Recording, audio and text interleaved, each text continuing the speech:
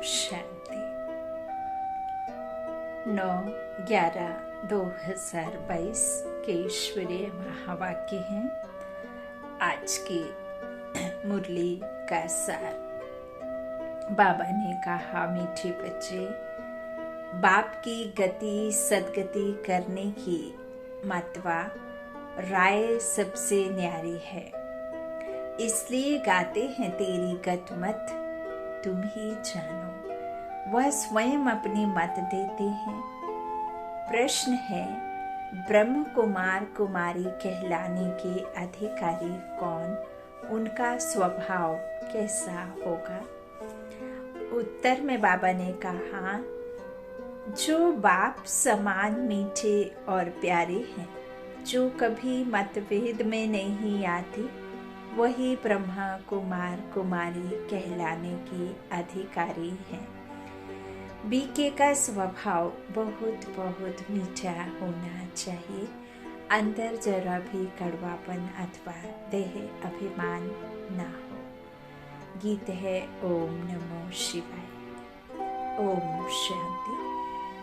जब सब सेंटर्स के नूरे रत्नों को बेहद का बाप समझा रहे हैं, सेंटर्स वाले बच्चे समझेंगे और सुन सकेंगे कि बाप क्या समझाते हैं। देखो, इस दुनिया में हर एक को हर एक के लिए नफरत है। गोरों को कालों के लिए नफरत है। समझते हैं यह हमारे गांव से निकल जाए, इतनी नफरत आती है। इतने धर्म वाले हैं, सब एक दो से लड़ते झगड़ते रहते हैं। यह है ही रावण का राज्य। उनका सब जो भी है अब अंत है। मनुष्य जो नहीं जानते पुकारते रहते हैं कि हे पतित पावन, दुख हत्ता सुख करता, हे लिबरेटर आओ। दुख तो सबको है ही। बुद्धि भी कहती है कि इनको हेवन तो नहीं कहेंगे। स्वर्ग ही सबको याद आता है तो जरूर अभी नर्क है। नई दुनिया थी जरूर, फिर वह शांति के बाद सुख की दुनिया आएगी जरूर। वहाँ इस दुख धाम का नाम निशान नहीं होगा, और जब दुख है तब सुख का नाम निशान नहीं है। अभी फिर सुख शांति का नहीं है। 5000 वर्ष पहले सुख धाम था, बाकी सब आत्माएं शांति धाम में रहती थीं। यह भी तुम अब समझते हो, जबकि तुमको परमपिता परमात्मा ने समझाया है। कहते भी हैं शल तुमको ईश्वर समझते हुए। ऐसे नहीं कहेंगे कि ब्रह्मा विष्णु शंकर अच्छी मत दे, ईश्वर का ही नाम लेते हैं तो जरूर है कोई। इस समय ईश्वर ने ही मत दी होगी और साकार में ही आकर दी होगी। कच्च मच में आकर देंगे भी तो जिस आत्मा ने इस शरीर को पहना है, जीव आत्मा कहा जाता है, तो परमात्मा को भी एक शरीर जरूर चाहिए होगा। नहीं तो प्रेरणा से कोई बात कैसे बने? किसे देख करके आप उसके जैसे बन नहीं सकते जब तक आप उसके प्रैक्टिकल में गुणों को या प्रैक्टिकल में कोई प्रैक्टिस ना करें, तब तक प्रेरणा से कोई उच्च मर्तबा पर पहुंच नहीं सकता। डॉक्टर को भी प्रैक्टिस करनी होती है, सर्जरी करनी होती है। इंजीनियर को भी प्रैक्टिकल में देखना होता है, समझना होता है, एक्सपेरिमेंट करने होते हैं, तब वह उस मर्तबे पर पहुंच सकता है। ऐसे ही परमात्मा यदि मत साकार में आकर ना दें, शरीर में आकर ना समझाएं, तो हम जीवात्माएं समझ नहीं सकेंगी। और बच्चा भी समझाए तब भी हम ना समझ ही बने रहेंगे। बाबा कहते हैं जरूर साकार में आकर मदद ही होगी। लिखा हुआ है श्रीमद् भगवानो वाच, सिर्फ नाम कृष्ण का डाल दिया है। वास्तव में है निराकार भगवान की मत, तो जरूर नई दुनिया स्थापन हुई होगी। भगवान ने तो सारी दुनिया में फेरा नहीं लगाया होगा, ना सारी दुनिया आ सकती है, ना भगवान सबके पास जा सकता है, ना सब परमात्मा के सम्मुख हो सकते हैं। कितने ढेर मनुष्य हैं, कोई बड़ा आदमी आता है, उनको भी कोई सब थोड़े ही देख सकेंगे।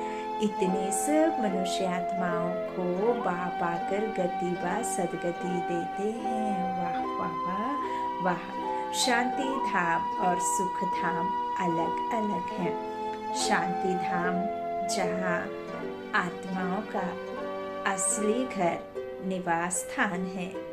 शांति धाम शांति के सागर का और हम शांत स्वरूप आत्माओं का घर है।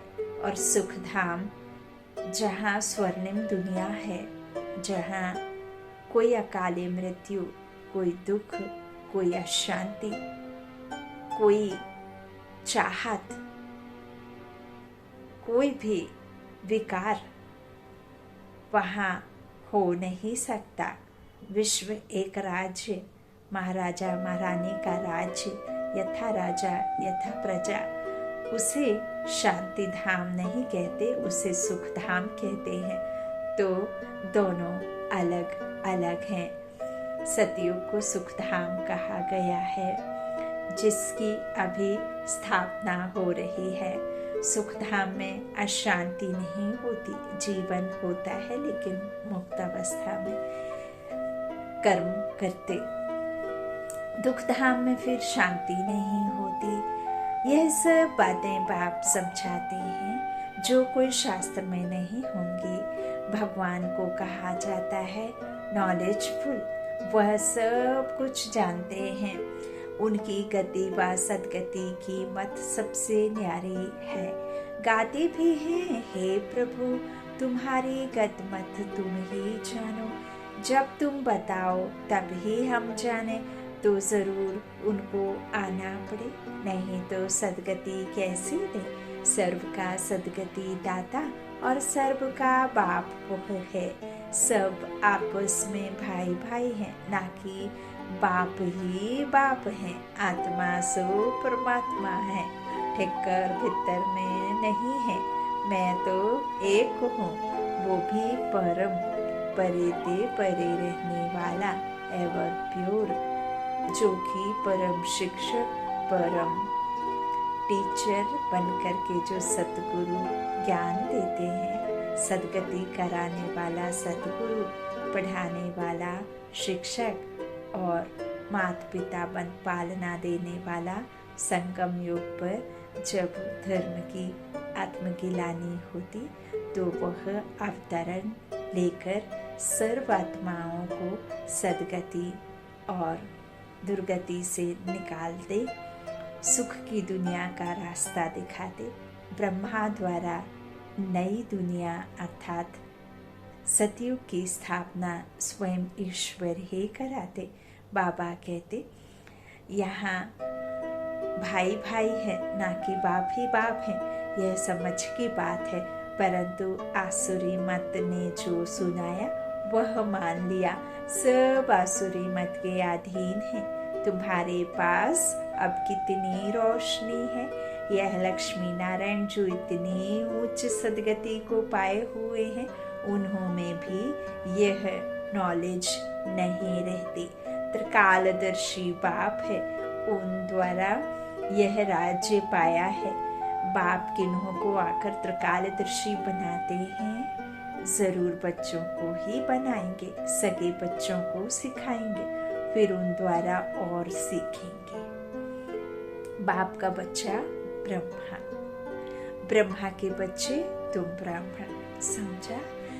विष्णु व शंकर के बच्चे नहीं कहा जाता। गायन है प्रजापिता ब्रह्मा, तो यह ब्रह्मा भी पिता, शिव भी पिता, दोनों बाप ठहरे। जरूर ब्रह्मा द्वारा ही सृष्टि रचेंगे। गायन भी है ब्रह्मा द्वारा ब्राह्मणों की स्थापना।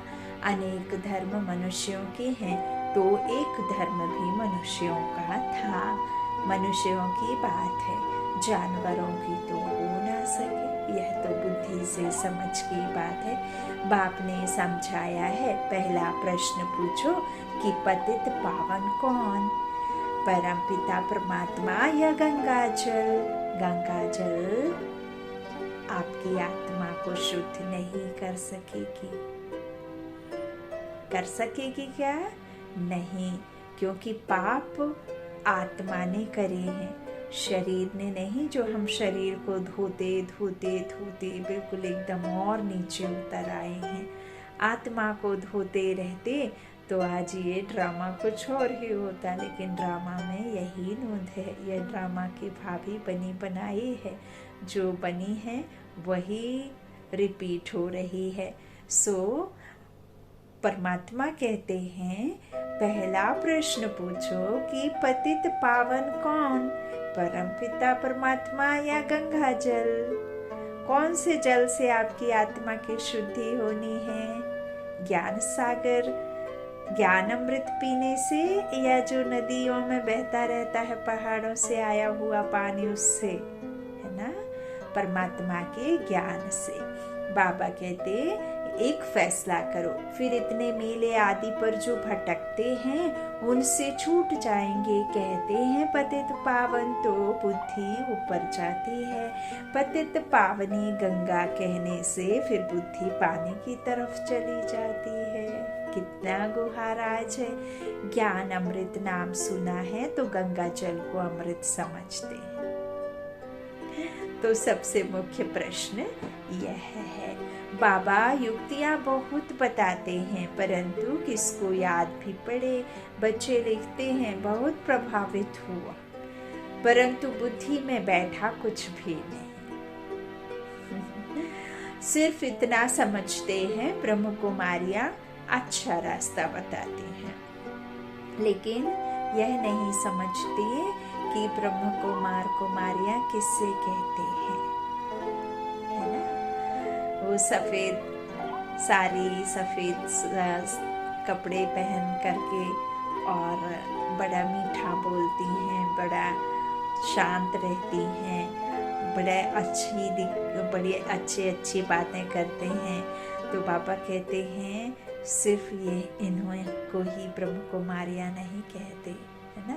बस ये कहते कि अच्छा रास्ता बताती हैं, और लेकिन बुद्धि में कुछ भी बैठा नहीं है। घर गए खलास। इसलिए प्रदर्शनी में जब आते हैं तो एक एक बात पर अच्छी तरह समझा कर लिखाना चाहिए। सैकड़ों आते हैं, कोई की बुद्धि में एक बात भी नहीं ठहरती, क्योंकि बुद्धि कॉन्सेंट्रेट ही नहीं है। बन जा कहीं है, बुद्धि कहीं है ना? परमात्मा कौन है, कैसा है, क्या है, जब वो चाहत रखेंगे तब तो समझ पाएंगे। तो बाबा कहते हैं आते तो बहुत हैं, लेकिन बुद्धि में बात किसकी भी नहीं ठहरती। बाबा के पास ऐसा समाचार नहीं आता है कि इन मुख्य बातों पर भाषण किया। यह स्कूल है, टीचर पूछता है तो स्टूडेंट को जवाब देना पड़ता है। तुम टीचर होकर पूछेंगे तो जवाब देंगे।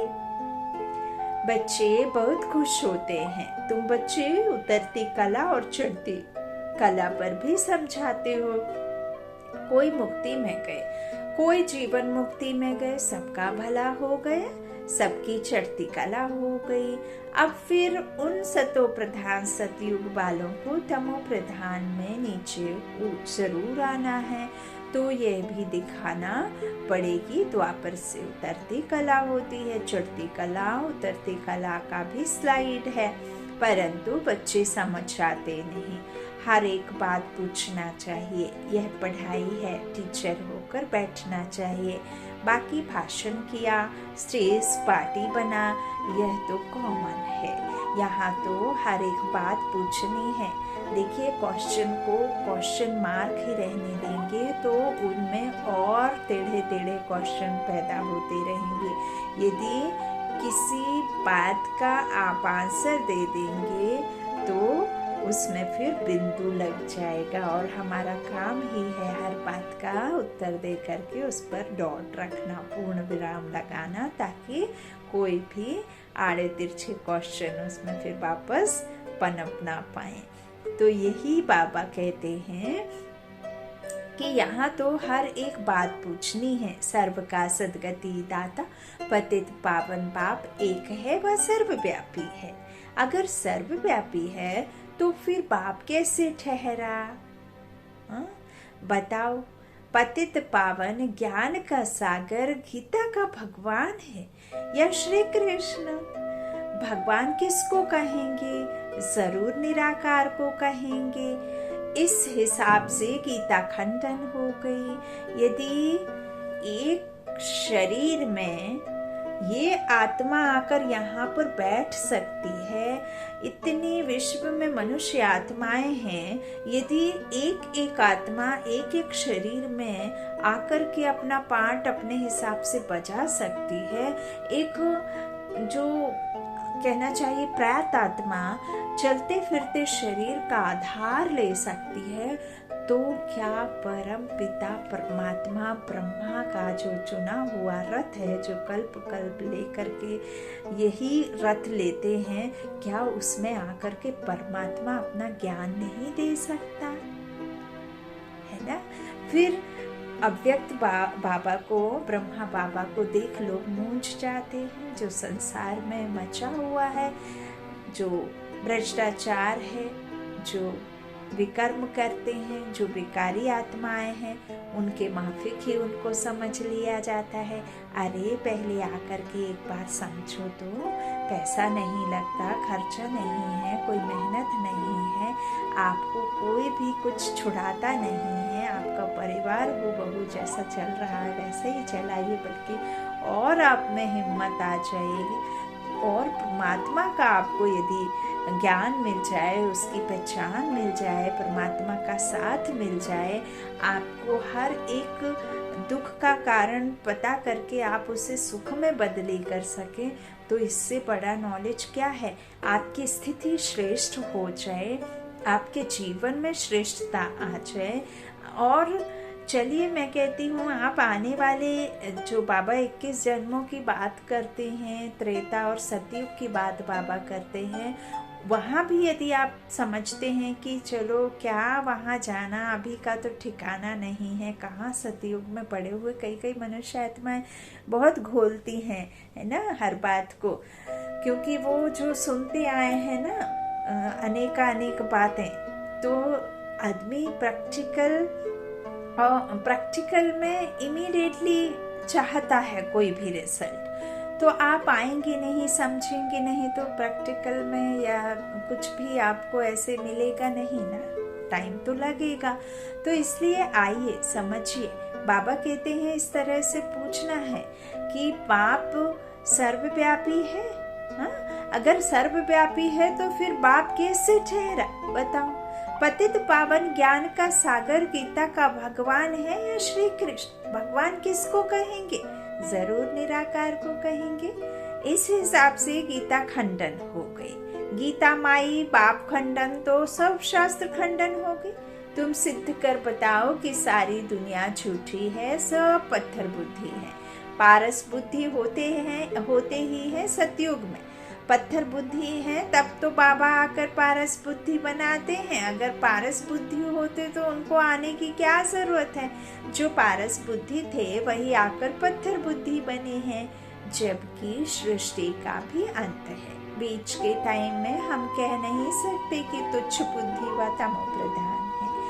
पिछाड़ी में सब तमो प्रधान बनते हैं। क्रिश्चियन धर्म आया तो ऐसे नहीं कहेंगे कि तमोगुणी थे, नहीं, उनको भी सतो रजो तमो से पास करना है। बाबा पहले भी कह चुके, आज भी कह रहे हैं, कहते रहते हैं, जब तक बच्चों की बुद्धि में ये अच्छी रीति बैठ नहीं जाएगा कि बच्चे ये जो दुनिया में चल रहा है जो जिसे जैसा भी दुख या जो भी कुछ होता है और वो कहते हैं भगवान दुख देता है, भगवान ही सुखी करता है, तो बच्चे मैं किसी को दुख नहीं देता हूँ, क्योंकि मैं तो पिता हूँ। पिता अपने बच्चों को ना तो दुख देता है और ना ही दुखी देख सकता है, और ना ही उन्हें कोई ऐसे गलत रास्ते पर चलना सिखाएगा।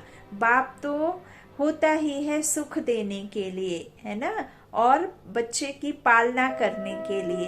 तो जो भी तुमको दुख मिले हैं वो तुम्हारे ही बोए हुए बीज हैं, जिसका फल तुम खा रहे हो, भोग रहे हो। मैं नहीं, लेकिन मेरा जो राइट हैंड है धर्मराज, वो धर्मराज तुम सबसे जरूर बदला लेता है और वही पनिश करता है। तो तुम जो भोग रहे हो, जो तुम्हारे साथ में उथल पथल है या दुख है, जो भी, वो सब का सजा धर्मराज दे रहा है। वो चाहे फिर आप कैसे भी चुकाएं, वो आपको ही चुकानी है। लेकिन मेरे साथ में योग रखोगे तो अभी के लिए भी सुख और आगे के जन्मों के लिए भी सुखी हो जाओगे। तो यह बैठ बाप बच्चों को सम्मुख को समझाते हैं। बाबा कहते हैं कोई ऐसा नहीं है कि अनेक जो धर्म है, जैसे कोई क्रिश्चियन आए तो वो तमोगुणी आएगा, नहीं, उनको भी सतो रजो तमो, ये 3 स्टेजेस से गुजरना ही है। इस समय सारा झाड़ झड़झड़ी भूत है, इनका विनाश होना है। इस पर अच्छी रीति भाषण करना है। विनाश उसे नाम भल कह देते हैं, लेकिन बाबा कहते हैं ये जो भी चल रहा है कार्य, एक तरफ विनाश एक तरफ स्थापना, और शांति के सागर की जो परमात्मा की संतान बाबा ने अडॉप्ट किया है, वो अपने इसके बल से, साइलेंस की शक्ति से, और एक है साइंस की शक्ति। साइंस की शक्ति क्या करेगी? जो भी तमो प्रधानता है, जो भी अशुद्धता है, उस अशुद्धता को शुद्ध में परिवर्तित करती है ना। महाकल्याणकारी यह युग चल रहा है, तो सर्व कल्याण होना है। तो इसीलिए वो महाविनाश नहीं बल्कि कल्याणकारी युग का एक आप वीडियो देख रहे हैं साथ साथ। तो बाबा कहते हैं कि इस तरह से अच्छी रीति भाषण करना है कि जो भी हम देख रहे हैं, क्योंकि यह सब विकार है, सब तमो प्रधान है, इसीलिए इनकी शुद्धि होना ही है, तभी फिर नई दुनिया अर्थात सतयुगी दुनिया स्थापित होगी। तो इसीलिए इन्हें खत्म होना ही है। इसे ही महाभारत की लड़ाई का नाम बाबा ने दिया है, और बाबा ने यह भी कहा है अनेक धर्मों का खात्मा और एक धर्म की स्थापना, इसे ही महाभारत कहा है। तो अच्छी रीति समझना है, समझाना है, ऐसे नहीं जो आया सो बोल दिया। बड़े अक्षरों में यह पहेली लगा दो, जो सब पढ़ें कि गीता का भगवान पुनर्जन्म रहित ज्ञान सागर परम पिता परमात्मा या श्री कृष्ण भगवान ने ही गीता रची और पतितों को पावन बनाया, यह भी उनको करते हैं। अब कृष्ण की आत्मा भी पावन बन रही है, इस बात को उठाते नहीं है। 5 विकारों के डायलॉग बहुत करते हैं। विहंग मार्ग की सर्विस करनी चाहिए। अपने को अक्लमंद बहुत समझते हैं, परंतु ख्याल करना चाहिए कि अक्लमंद कैसे हो सकते हैं। अभी तो कच्चे हैं, बच्चे हैं। हर एक मर्चेंट, हर एक धर्म वालों को तुम्हें अलग अलग निमंत्रण देना है। राधा कृष्ण वालों का बड़ा मठ है, हरिजन की भी एसोसिएशन है। उनको बाबा कहते हैं, उनके जो मुख्य हैं सबको निमंत्रण देकर बुलाना चाहिए। बाबा कितनी युक्तियां बताते हैं, है ना, कितना। देखिए बाबा हर एक के लिए अपने अपने तरीके से बाबा युक्ति बताते हैं। गृहस्थ में रहने वाली बहनों के लिए बाबा अलग बताते हैं। जो बिजनेस करते हैं, जो नौकरी करते हैं, शरीर निर्वाह के लिए जाते हैं, जो पालना बच्चों की कर रहे हैं स्थूल में, तो वो बाबा उनके लिए अलग युक्ति बताते हैं। जिनके पास में धन पैसा है, स्थूल धन है, उनके लिए बाबा बताते हैं। जो बीमार हैं जो यहाँ वहाँ जाकर के बंधनों में है, नहीं कर सकते हैं सेवा, तो मनसा सेवा बताई है। बाबा ने हर तरीके से बताया। और आज देखिए बाबा वो भी बता रहे हैं कि जिनके पास में ऐसा है करने का कि कर्म के द्वारा आप कर सकते हैं, तो इतना सब कुछ है। हरिजन की भी एसोसिएशन है, उनको उनके जो मुख्य हैं उनको निमंत्रण देकर बुलाना चाहिए। बड़े बड़े सिनेमा के जो बड़ी बड़ी आवाज जिनके सबके पास पहुंच सके उनको बुलाओ।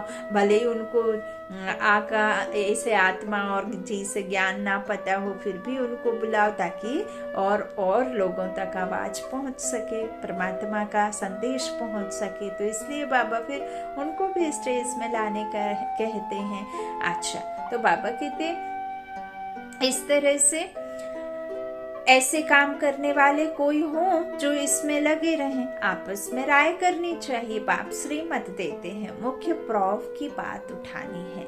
तुम माताओं को अच्छी तरह ललकार करनी चाहिए, कमजोर नहीं बनना चाहिए। बाबा ने एक शक्ति दी है, अष्ट शक्तियों ने दी है कि नहीं दी है। जहाँ जैसा आपका यथाशक्ति आपको यथा प्रमाण उसे इस्तेमाल करना है। यदि आपका कोई गलत फायदा उठाना है तो आप काली दुर्गा सब बन सकती हैं, लेकिन अपने आप को कभी भी कमजोर नहीं समझना, ललकार करनी चाहिए। कमजोर नहीं बनना है। हम तो सर्वशक्तिमान की पालना में और सर्वशक्तिमान की छत्र छाया में हम हर पल हर क्षण चल रहे हैं, है ना। तो इस तरह बाबा कहते हैं ललकार करो, कमजोर नहीं बनो। चार मनुष्य आत्माएं कहीं पब्लिक प्लेस पर खड़ी हैं, वो नहीं बात कर रही, आप शुरू हो जाओ, आप खनकना शुरू कर दो। लेकिन कई ब्राह्मणों की भी आपस में नहीं बनती है, मतभेद के कारण आपस में बात भी नहीं करते हैं। देह अभिमान बहुत है। राम राज्य में जाने के लिए तो लायक बनना पड़ेगा। यह है ईश्वरीय राज्य, इसमें आसुरी स्वभाव वाले रह ना सके। उनको बीके कहलाने का भी हक नहीं है। बाप कितना मीठा प्यारा है, तो बाप समान बनना चाहिए। कोई कोई बच्चे कितने कड़वे बन पड़ते हैं। बाप कहते हैं यह तो जंगली कांटे हैं, चुभते रहते हैं सबको। तो एक एक बात पर अच्छी तरह पूछकर फिर लिखाना चाहिए। पतित पावन परमात्मा या गंगा, सर्व का सदगति दाता परमपिता परमात्मा या पानी की गंगा, ऐसे चित्र बनाने चाहिए। प्रोजेक्टर में भी पहेलियां आ सकती हैं। अब जज करो गीता का भगवान कौन। आप तो डायरेक्शन देते हैं, पहली मूल बात सिद्ध करो। अल्फ को जाना तो सब कुछ जान जाएंगे, है ना। सारे खजानों की एक ही चाबी है, मेरा बाबा, है ना। तो बीज को जानने से झाड़ को जान जाएंगे। तुम बच्चों को बहुत मेहनत करनी है। सिर्फ कहते हैं बीके बहुत अच्छी सर्विस कर रही हैं, मनुष्यों को लाभ लेना चाहिए, आता एक भी नहीं है। देखो जिसको भी बाबा कह रहे हैं चेक करके चेंज हो जाओ। अच्छा, मीठे मीठे सिकीला दे बच्चों प्रति माता पिता बाप दादा का याद प्यार और गुड मॉर्निंग। रूहानी बाप की रूहानी बच्चों को नमस्ते। हम रूहानी बच्चों की रूहानी माता पिता बाप दादा को याद प्यार और गुड मॉर्निंग। शुक्रिया बाबा, मीठे बाबा, प्यारे बाबा, सबका साथी सबका सहारा। ध्यान रखिएगा, बाबा ने मुरली में बहुत सारे लिखे हैं बच्चों के लिए। अच्छा, धारणा के लिए मुख्य सार। पहला, आपस में राय कर विहंग मार्ग की सेवा करनी है, कभी मतभेद में नहीं आना है। दूसरा, टीचर बन सभी को अल्फ की पहचान देनी है, चढ़ती कला और उतरती कला का राज समझाना है, ज्ञान की पहेलियां पूछकर सत्यता को सिद्ध करना है। वरदान, मास्टर दाता बन खुशियों का खजाना बांटने वाले, सर्व की दुआओं के पात्र भव। वर्तमान समय सभी को अविनाशी खुशी की आवश्यकता है। सब खुशी के भिखारी हैं।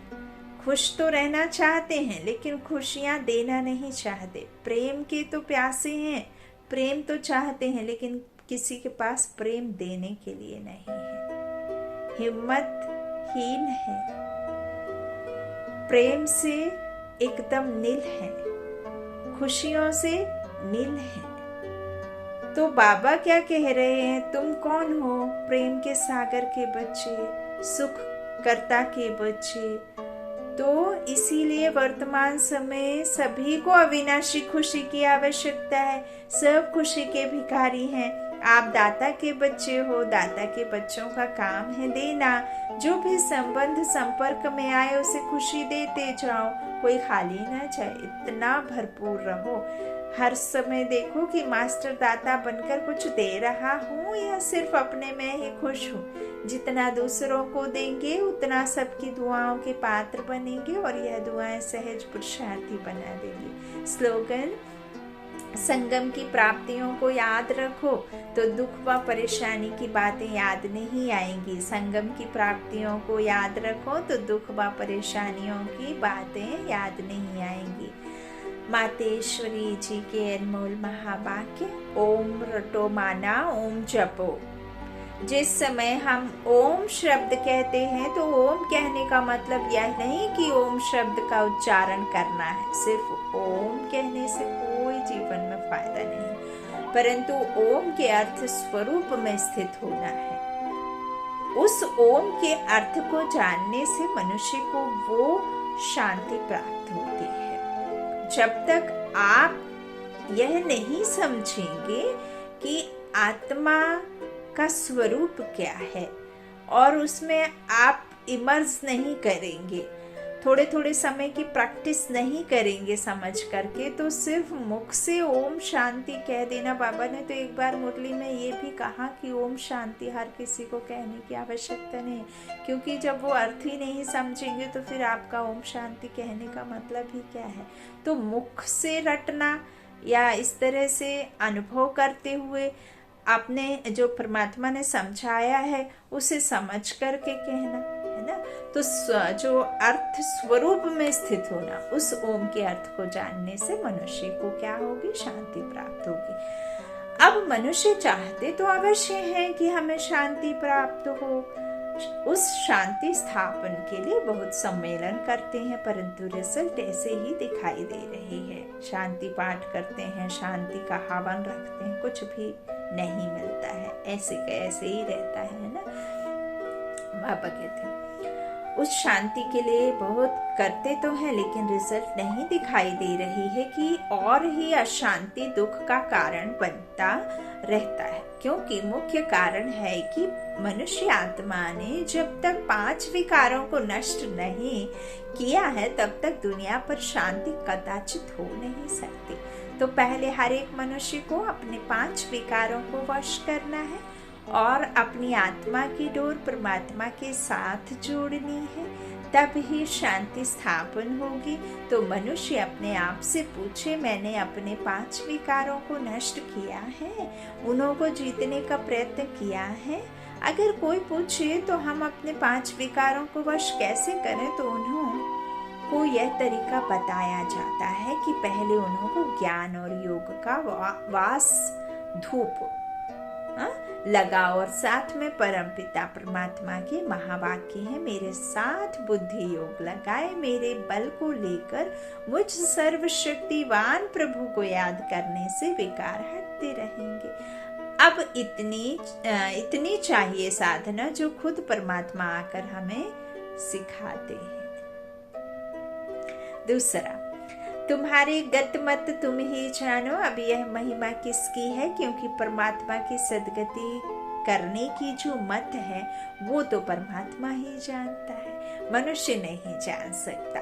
मनुष्य की सिर्फ यह इच्छा रहती है कि हमको सदा के लिए सुख चाहिए, मगर वो सुख कैसे मिले जब तक अपने मनुष्य 5 विकारों को भस्म कर कर्म अकर्म नहीं बनाए, तब तक वो सुख मिल नहीं सकता। क्योंकि कर्म अकर्म विकर्म की गति बहुत गहन है, जिसको सिवाय परमात्मा के और कोई मनुष्य आत्मा उसकी गति को नहीं जान सकता। जब तक परमात्मा ने वो गति नहीं सुनाई है तब तक मनुष्यों को जीवन मुक्ति प्राप्त नहीं हो सकती। इसलिए मनुष्य कहते हैं तेरी गत मत तुम ही जानो। इनकी सदगति करने की मतलब वो परमात्मा के पास है। कैसे कर्मों को अकर्म बनाना है, यह शिक्षा देना परमात्मा का काम है। बाकी मनुष्यों को तो यह ज्ञान नहीं, जिस कारण वो उल्टा कार्य करते रहते हैं। अब मनुष्य का पहला फर्ज है अपने कर्मों को सुधारना, तभी मनुष्य जीवन का पूरा लाभ उठा सकेंगे। अच्छा, ओम शांति। शुक्रिया बाप दादा, शुक्रिया मातेश्वरी जगदम्बा, शुक्रिया आप सभी भाई बहनों के स्नेह का, प्यार का।